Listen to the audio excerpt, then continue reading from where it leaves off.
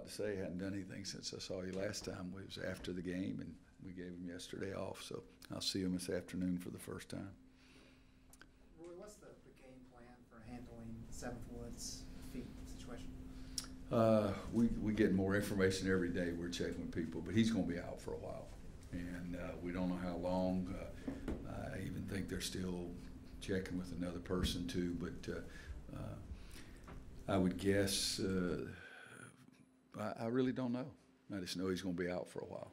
And Doug, do we officially have a wording on this stuff? I'm just saying he's going to be out for a while. Are you comfortable with that? Guys, he's going to be out for a while.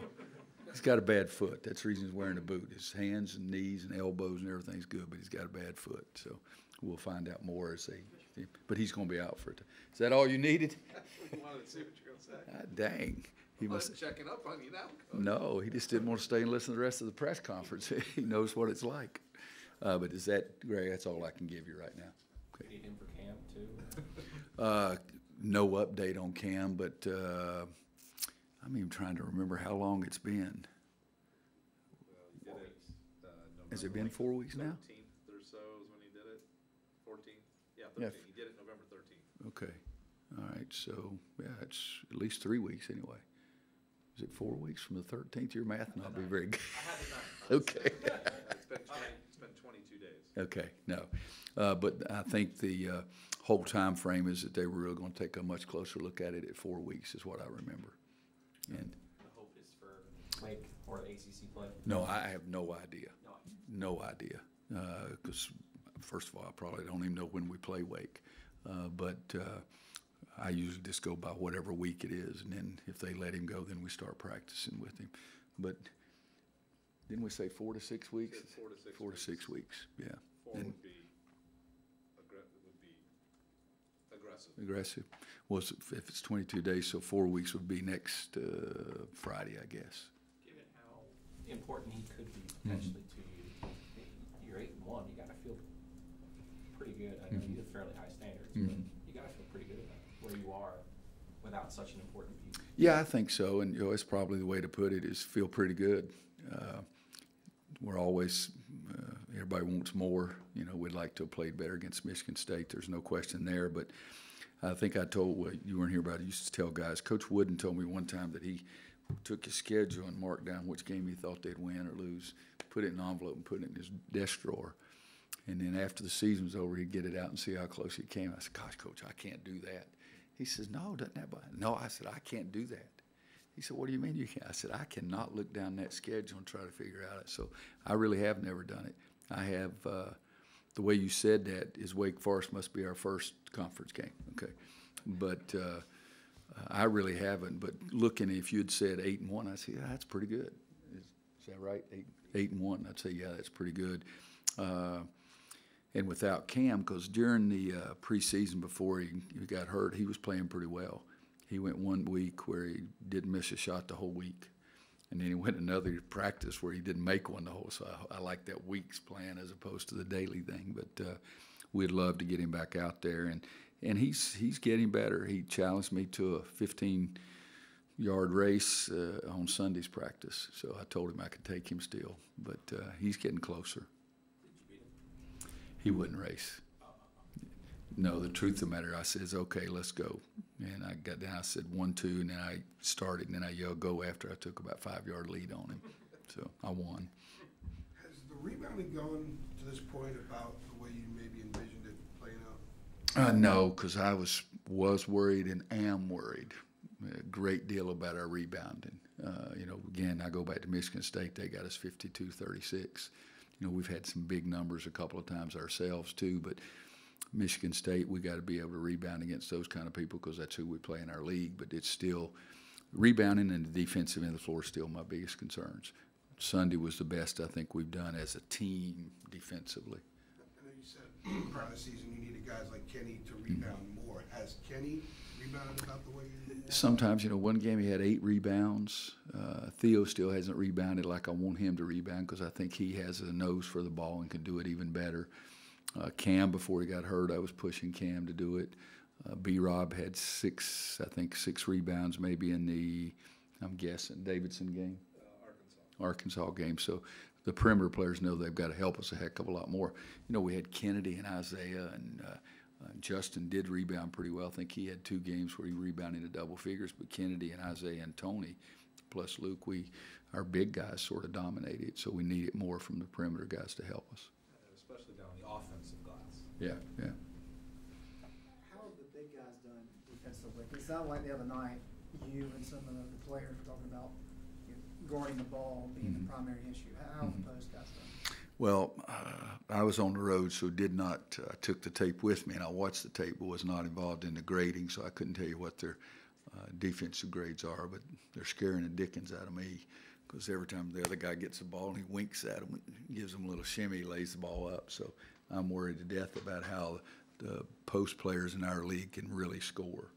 And we've got to get Sterling and Garrison and Luke to a certain extent also, because he's guarding them too. But and Huff, those guys have got to get better guarding the ball. And it's from the post position. Out front, if they have to go out and guard, I realize their limitations, and I recruit big guys, and so that doesn't bother me. We just got to make the other team pay on the other end. But you got to be able to guard a guy in the post. Garrison did a better job last game about getting around and denying the ball into the post, and also in the Davidson game was denying in the post and got a steal like that. So the other guys have got to get better at stopping the ball from going in there, and if it does go in there, to be able to battle without fouling. I know this might be way off base since Raymond had a year before you got here and played.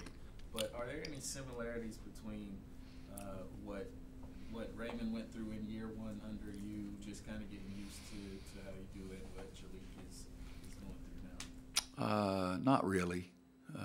You know, Raymond was so tough mentally and physically both. And his first year, I told him he didn't shoot the ball well all year.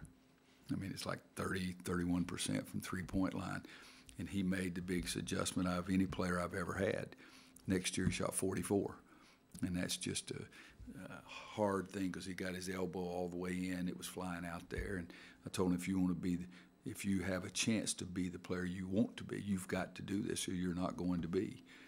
And then the other thing is, the second year, Raymond really bought into attacking the other team's guard defensively. And his first year, he didn't do either one of those. And so that was the thing. But Raymond was so tough, and,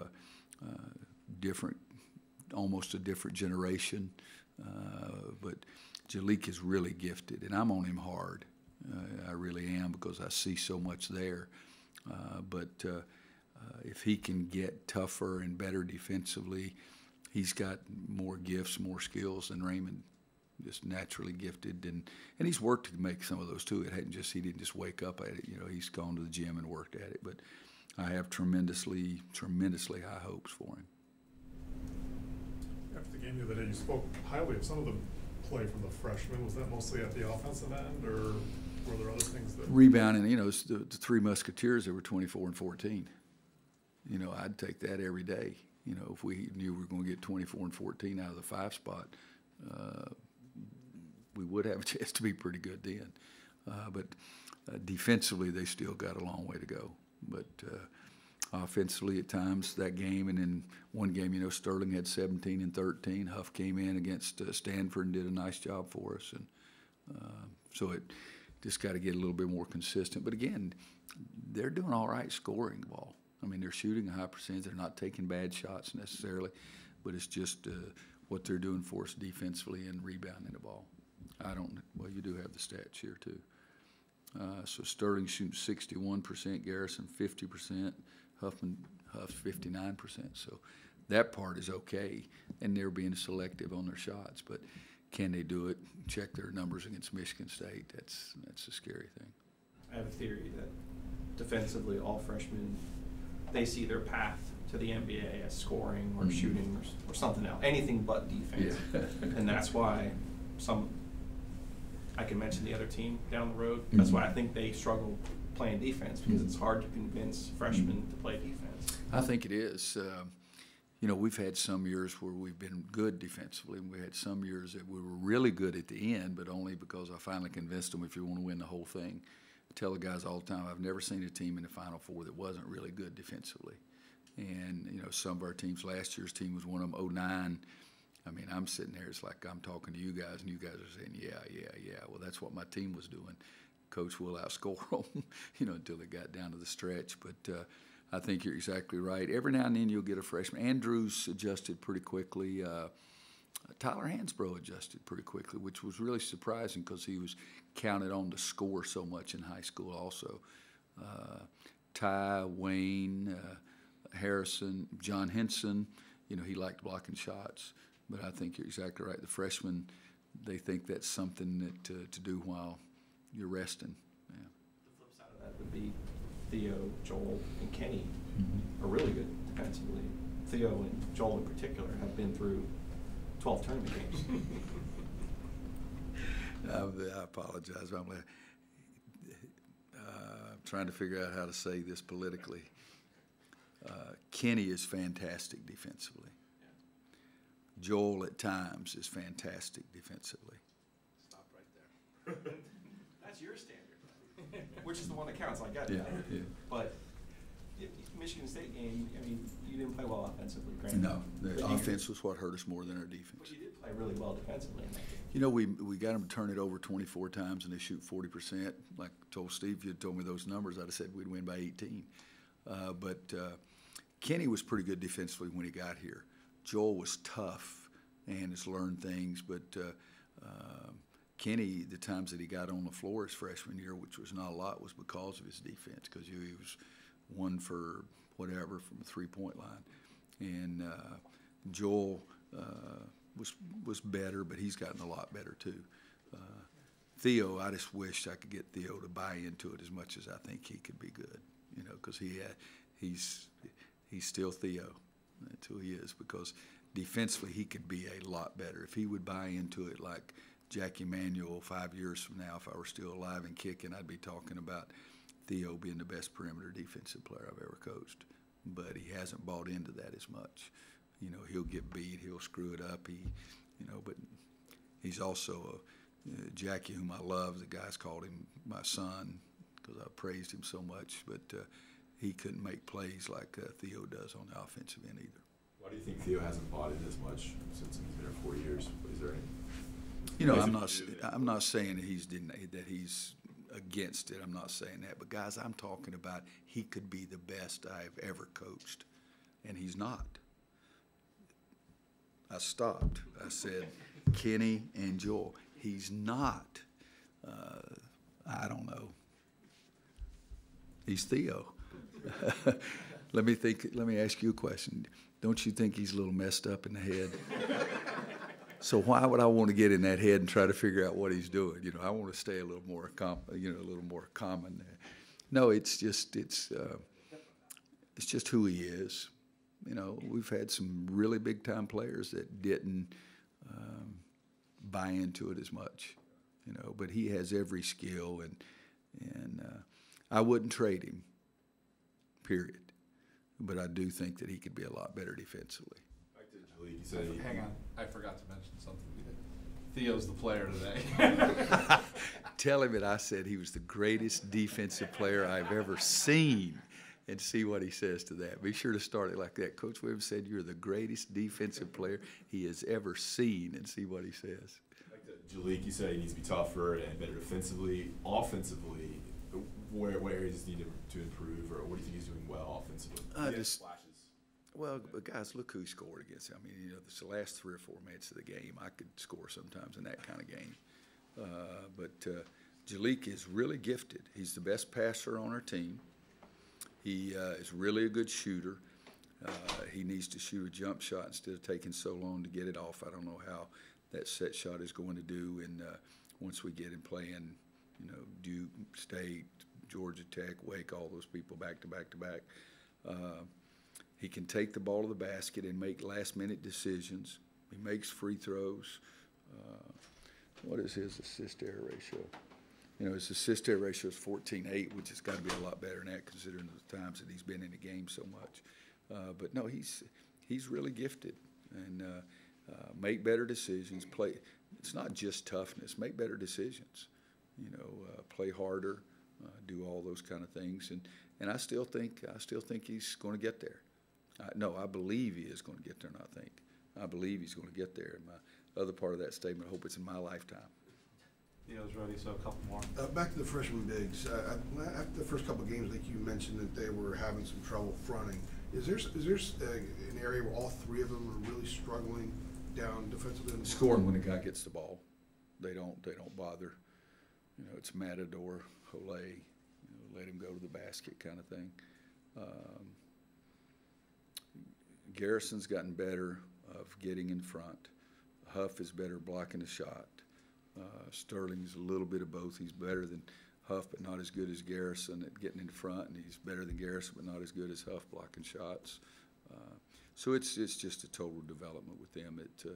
I truly believe they're all going to be very good defensively, but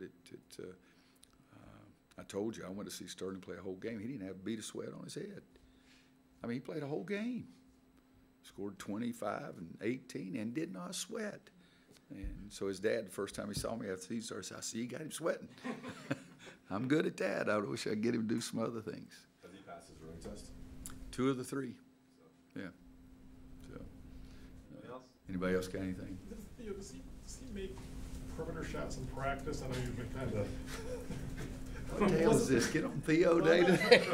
I don't need to pile on, but I was going to ask. Well, while he's coming in here, that's all right. Just think about this. This is where I explain it to a lot of guys, not just Theo. I said to Garrison today, I said, let me get this straight. Do you think our team's better, you shooting and Joel Berry rebounding, or Joel Berry shooting and you rebounding? All right, so it's the same thing. Do I want Theo shooting and Kenny rebounding, or I want Kenny shooting and Theo rebounding? I mean, it's that way. It's a pretty easy decision to me. But he shoots all the time. I mean, my God, he shot 23s. Yeah, but they haven't been going in. But I think has he shot one in the last 2 games? One in the last 2 games or 0. I think he shot 0 in the last 2 games. And he's been really good. He's going to start making some more. I really believe that. But 0 the last 2 games. And yeah, and then the Davidson game, 2 fantastic drives that were big plays for us. But we got enough guys shooting threes. I mean, Joel shoots them, Kenny shoots them, Luke shoots them. And those 3 guys. And you look at it, guys. You don't have to be. I think I'm intelligent. Maybe not as intelligent as some of you guys, but we got one guy shooting 44%, and the other guy shooting 35%, and one guy shooting 53%, and Andrew's shooting 42%. Now, why should those other guys even think about shooting? I mean, really. Theo shooting 10%, Jalek 21%, Brandon 20%, Shade, he could have been the biscuit boy the other night, but he's 1 for 3. And so that's my whole thing. You don't need everybody to shoot threes. Don't try to prove to people what you can't do.